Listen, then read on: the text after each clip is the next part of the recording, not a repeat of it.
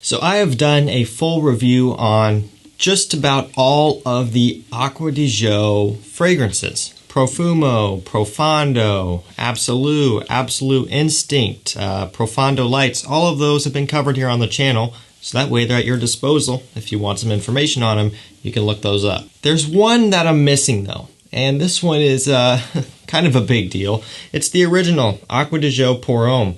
Came out in 1996. And what makes this so absolutely special and insane is that this is like only the number one best-selling, most popular men's cologne out there. Yeah, I know.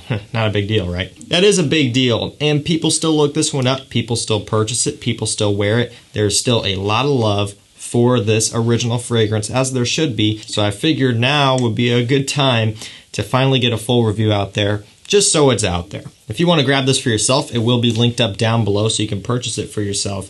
You guys know I have a lot of love for this entire fragrance line, so I'm excited to dive into this one. I'm going to tell you how it smells, which I'm sure you know, how it performs, and just when you can wear it, just the general rundown. So when you first spray this one on, it opens up incredibly fresh and bright. You get a whole bunch of top notes in here. A lot of citrus, orange, lime, lemon, bergamot, mandarin orange. There's two types of orange in here up top. A whole bunch of stuff. So it's incredibly bright, vibrant, fresh, citrusy, summery right off the top.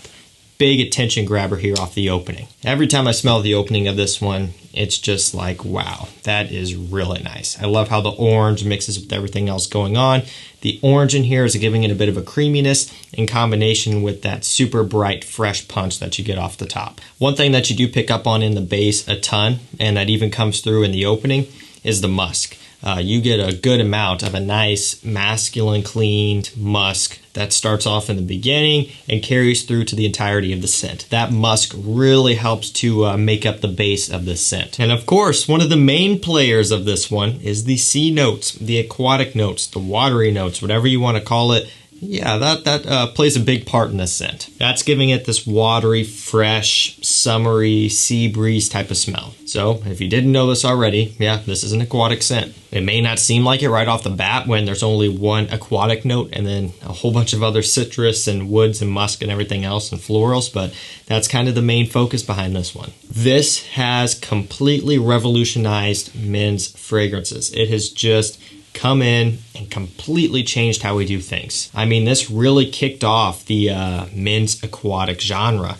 And since then, we have had a whole bunch of other aquatic fragrances. None of them quite lived up and matched the success of this one, but there were a lot more released after this one was. So it kind of took one fragrance and one fragrance brand to put this out, and then it got everyone else wanting to get some of that. And of course, it has spawned a whole bunch of other flankers in the line as well, all of which are really good. So this is easily a signature scent, one that can be worn any time of the year. Spring, summer, fall, winter, doesn't matter. Given the note breakdown, a lot of times people are going to be gravitating to wear it in the summertime, spring and summer in the warmer months.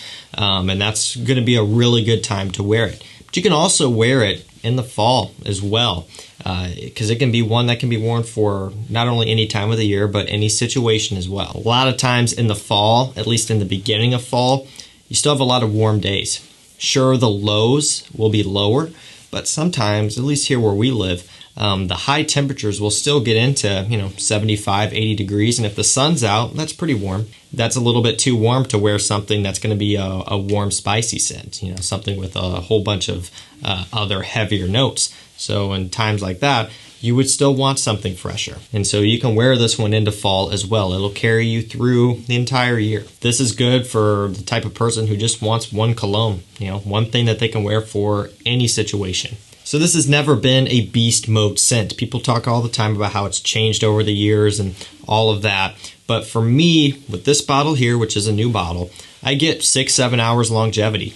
I don't think that's terrible. Sometimes you may get a bit more, sometimes you might get a bit less. It just depends on your skin chemistry. But for me, for a fresh aquatic scent, I really can't complain. I find it to be a pretty moderate scent in terms of its projection as well. In the heat, in the hottest summer days, it will push out even more, so that's a positive. But on days where maybe it is a bit cooler, it will sit a little bit closer to your skin. Not a skin scent, but it's, for me, more of a personal bubble scent. One that people have to get closer to you for them to pick up on it. Anymore, for me, that's what I like. I really don't like to be the person who projects and fills up a room, kind of taking on the role of the cologne guy, because that's not appropriate in all situations. And in some situations, people will be like, oh man, look at that, you know, he smells great, I can smell it from over here. In other situations, it's like, oh yeah, look at that, that's awesome. For me, it's just not really my thing. I mostly wear fragrance for myself, believe it or not. That is a thing. I like to smell good. I like to know that I smell good because it makes me feel better. So that's why I do it. So having something with more moderate projection is something that I look for these days. So performance all around for me is pretty good and I can't complain. All in all, this is an ultra iconic men's fragrance that just about everyone has smelled.